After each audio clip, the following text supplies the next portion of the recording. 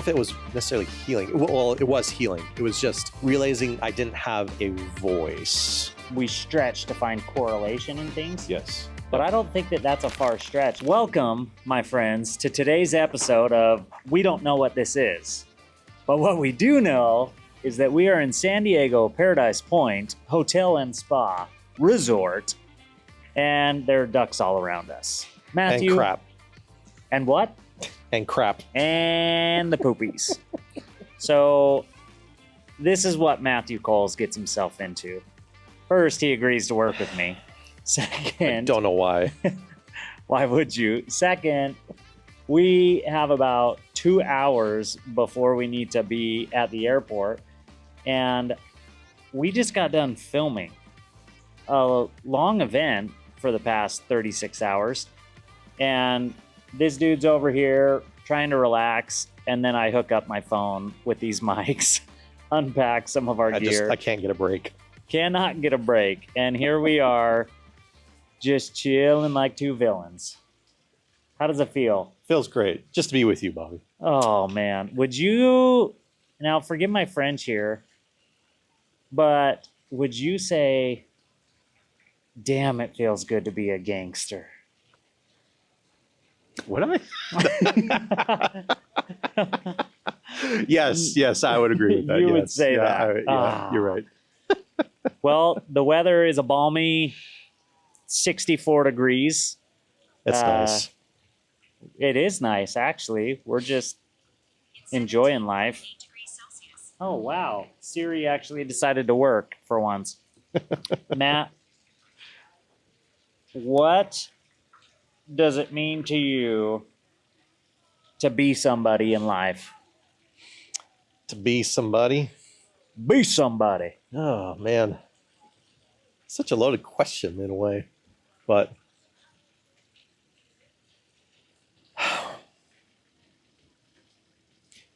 I don't know. For me, it's always been about constantly making yourself better each day.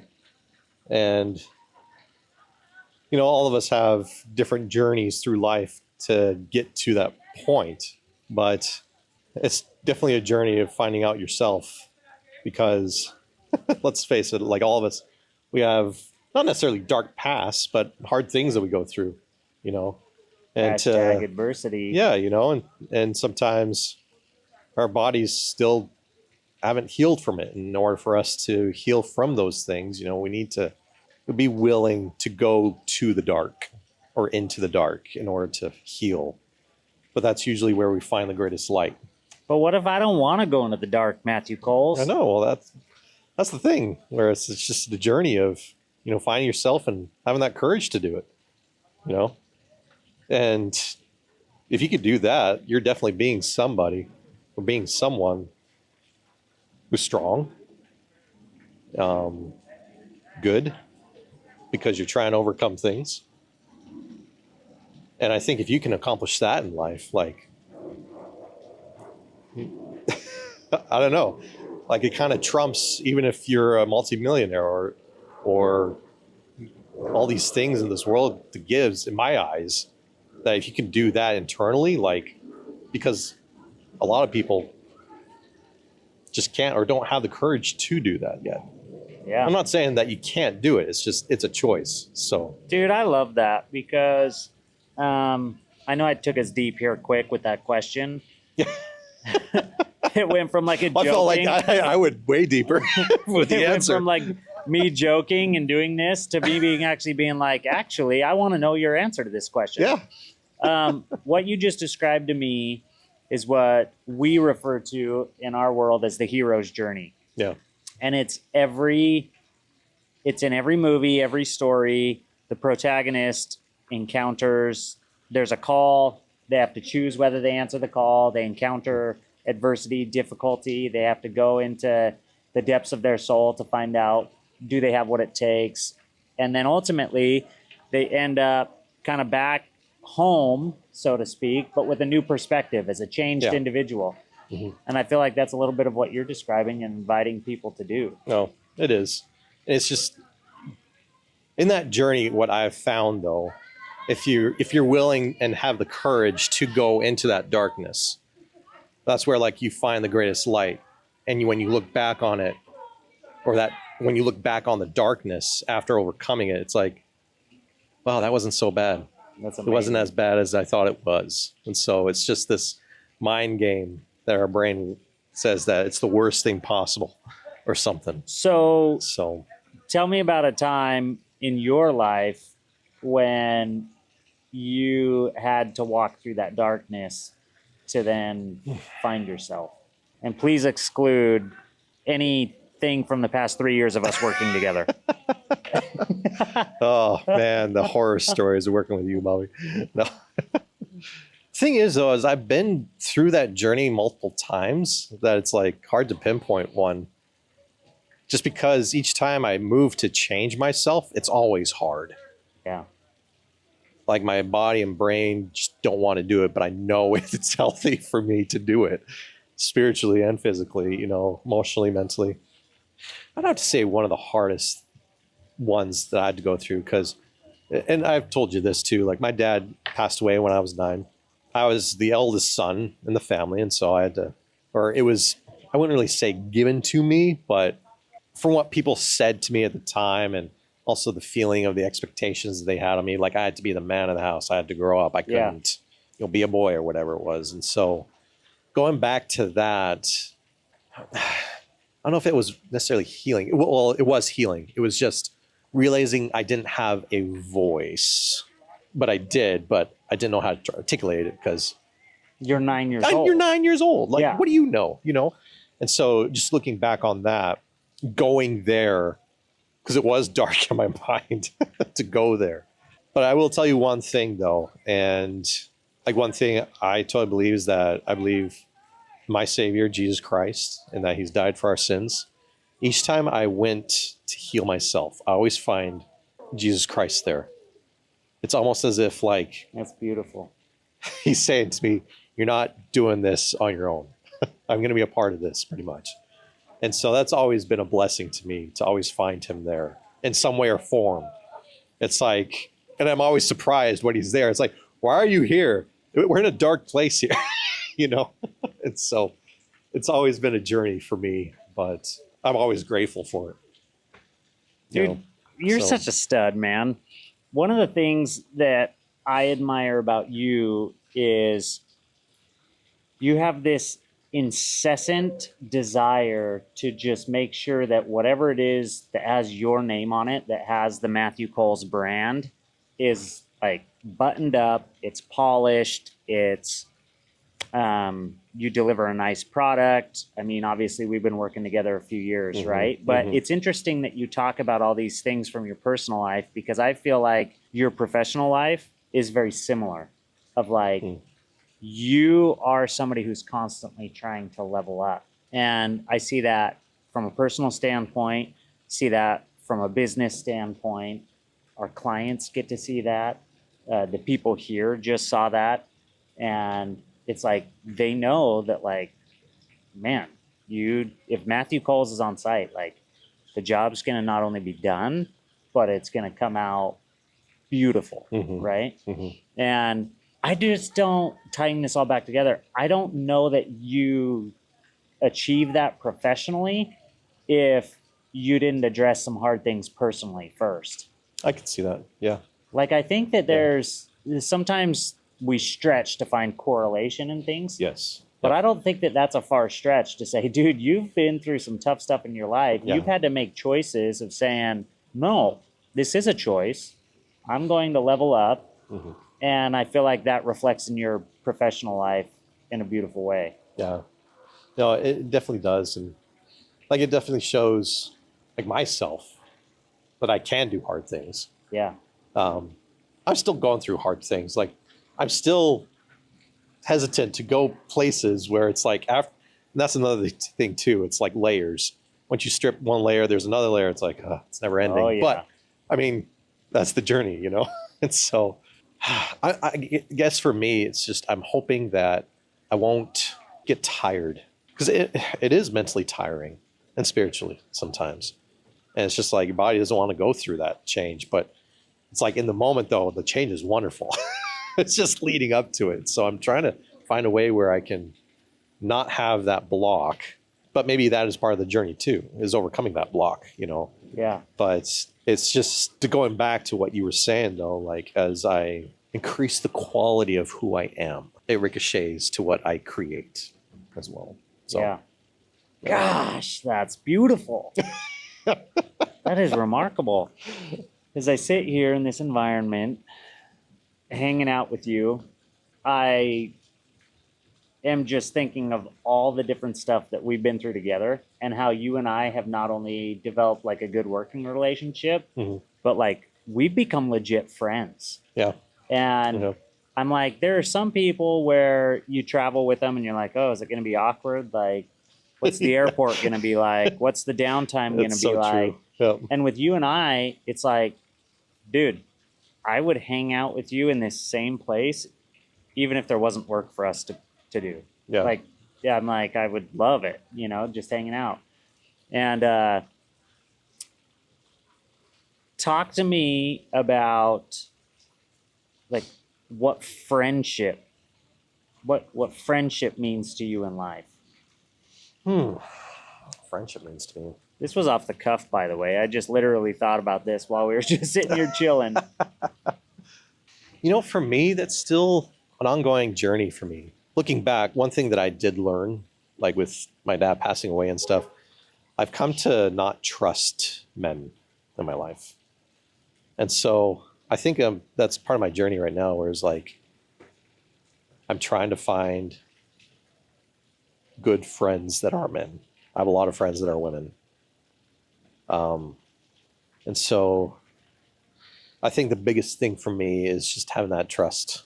Again, what a friendship really is, So So you said something, and I actually have no idea where you'll take this, but why do you think it is? I mean, your dad passes at a young age, but yeah.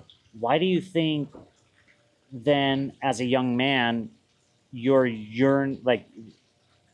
do you think you developed, I don't even necessarily want to call it a distrust, but why do you think you were hesitant to develop trustful relationships with men? Right. I think, well, part of it is a little bit more history with this. Like when my dad passed away, what happened was that he went and killed himself. And it was just me and him one night. And I woke up, wasn't there. And that, along with other relatives, telling me I need to be the man of the house. And I didn't have anyone to lean on to or any man to tell me how to be a man. It was just that, I guess, I can't trust men in that sense. Yeah. That they'll have my back, if that makes sense. I had actually, forgive me for putting my foot in my mouth. I remember you sharing those details with me years ago when we were in California. We're in California now. Yeah, we are. It was our first Stanford trip together.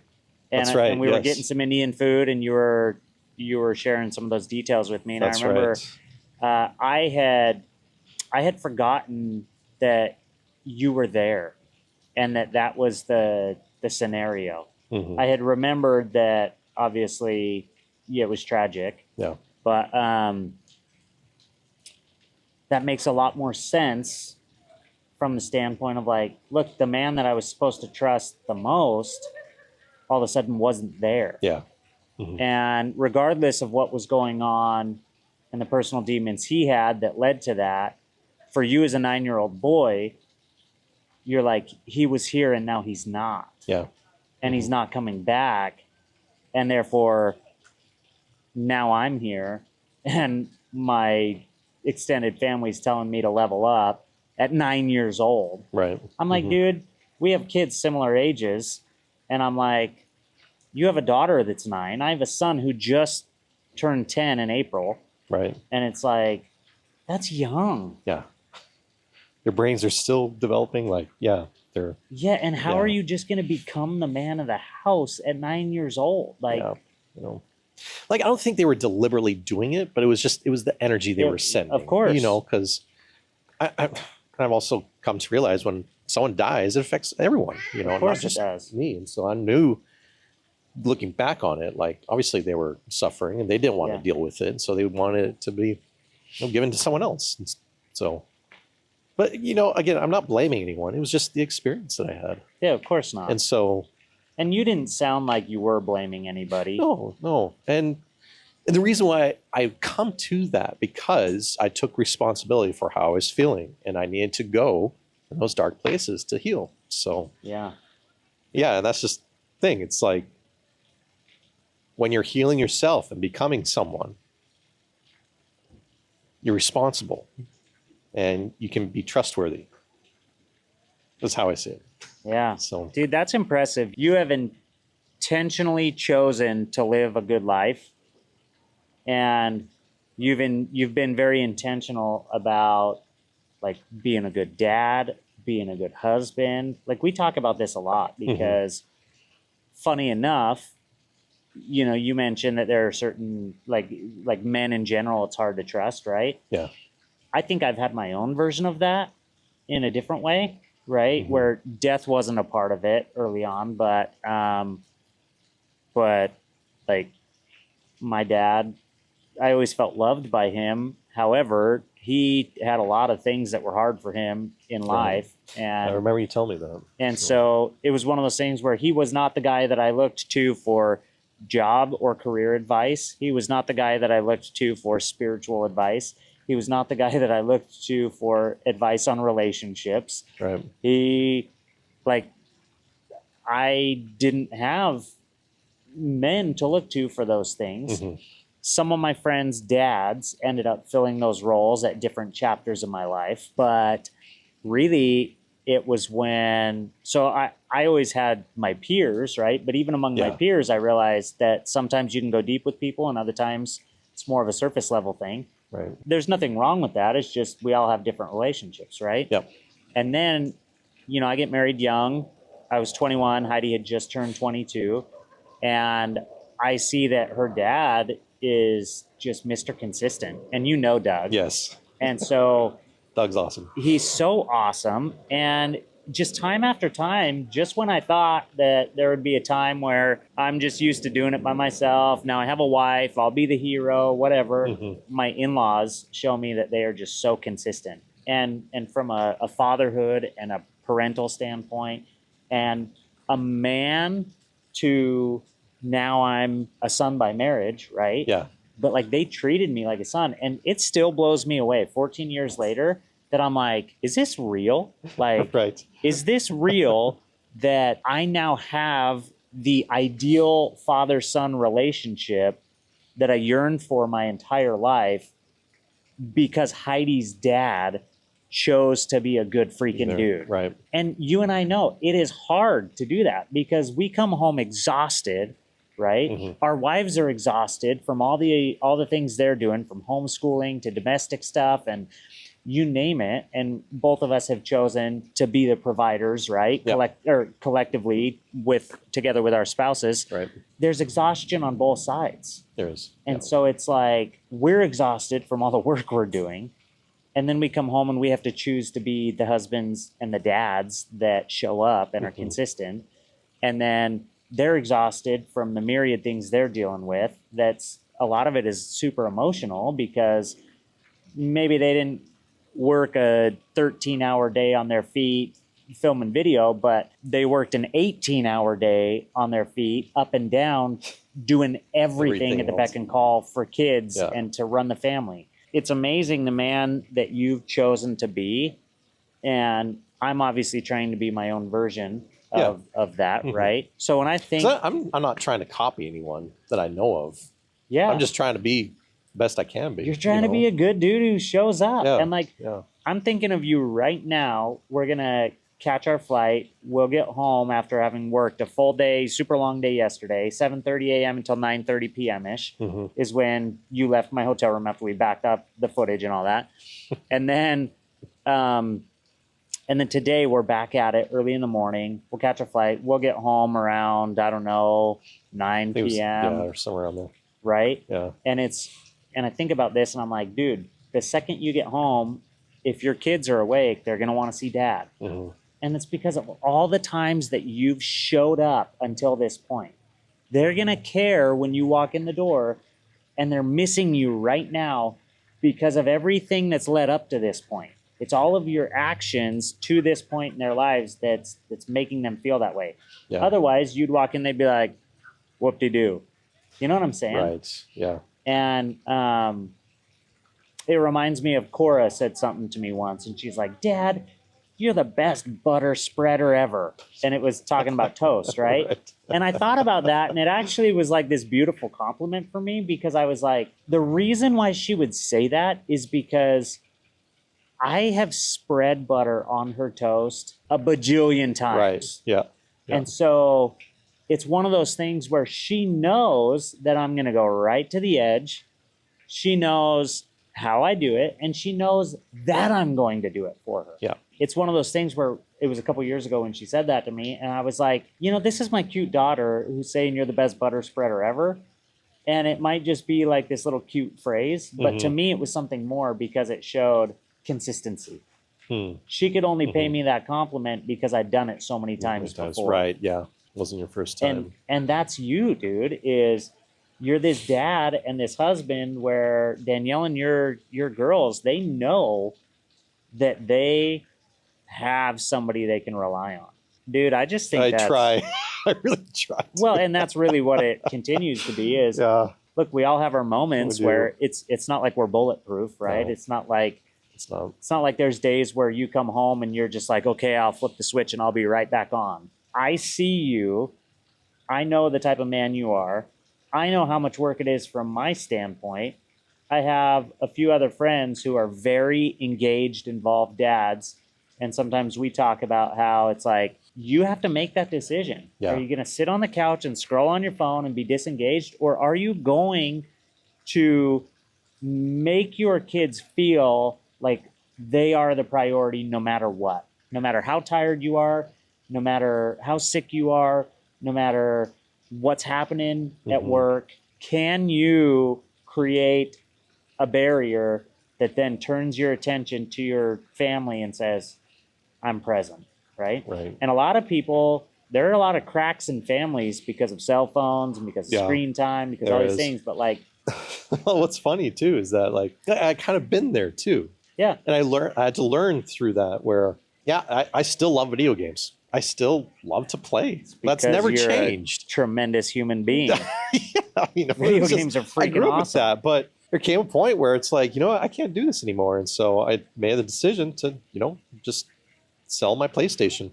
My PlayStation 4 that I had. And I knew it was the right decision. I'm not saying like I was an addict. It was just, I was just wasting my time. Yeah, you recognize that your time could be used better elsewhere. Yeah. Oh, I just also realized like I don't have time for this, Yeah. But to compensate though, because again, I still love video games. So I actually watch people play video games on like twice the speed or whatever. And those people thank you for your views. Of course, yes. They and do. the revenue that they're getting because of it. It is something that I enjoy, Yeah. or that I can still enjoy. Of course. Just to go along with the story and stuff. But yeah, it's just finding out what works for you. Because you shouldn't let go of things you like. Yeah. But you should prioritize what is important. Yeah. So, I'm a huge fan of that because I too like video games quite a bit. Grew up on them. Like my buddy Chris Candelora and I, man, you actually remind me of him in a lot of ways. And I'll have to tell you more about him, but okay. Like, is that a good thing or bad thing? It's a great thing. He's an incredible person. Dude, we grew up just playing video games galore. And it was such a fun childhood. You get to adulthood and like he's got a great career. I have a great career. And we both have our families. And it's one of those things where it's like, you just get stretched thin and you have to decide what takes a back seat. Yeah. And now the fun part for me is that so we have a Nintendo Switch and now I get to enjoy that with my kids a little bit. Yeah. Like I'll go home and some of my kids will be like, let's go Mario Kart right now, or it's like lately my youngest Theo has wanted to play Donkey Kong. Nice. And so we've been doing a multiplayer Donkey Kong game, right? And it's one of those things where I'm like, this is cool because I'm doing it with him. Yeah. Right. And occasionally, very occasionally, I'll sit down and I'll play a game for me. But 98% of the time, if I'm on any sort of gaming console, it is with my kids. Yeah. And same thing goes for Heidi, but that's just a phase of life that I'm in, right? Yeah. And I think it's important. Heidi always gives me crap because she's like, hey, every book you read is always a self-help book. You need to read something that's actually like a story and like, and Heidi's an English major. She's a sucker for good, in-depth, like deep stories and character development. And yeah. I'm the guy who's reading all these books, not even reading, listening to all these books. Yeah. And I'm geeking out about that. But she has a point, and it's this idea of like, you still have to do something that's just enjoyable. And so, yes, there's a time and a season for work, level up. And then we still have to remember that we're humans and that pleasure is a good thing. It is. Right? It's good for the brain. It's good for the brain, and but it's good in moderation. Yeah. Otherwise, well, your brain will start to think, why are we doing this? What's the point if we're not going to celebrate in some form? So, but yeah. You're a beautiful man, Mr. Coles. Well, thank you very much. I don't even You know too, Bobby. where this is going to be posted or when it's going to be posted. All I know is even if this is just you and me and it's in our Google Drive folder and we revisit it every now and then, that'd be good. But there's some snippets in here that I'm like, those are too good not to share. So follow me on Instagram if you haven't already. Okay. I appreciate you, dude. You're welcome, man. I wasn't really expecting the answers I was going to give, but that's the best part. Is it's impromptu. Just do it. Yep. I wasn't expecting to film this until all of a sudden we were sitting here, and I was like, could I be the guy who sets up his cell phone on a Joby Pod, whips out the mics, and literally just films a podcast anywhere? Anywhere. Yep. And the answer is yes. You can. Macey Media, folks. Matthew Coles, Bobby Macey, signing off. See ya.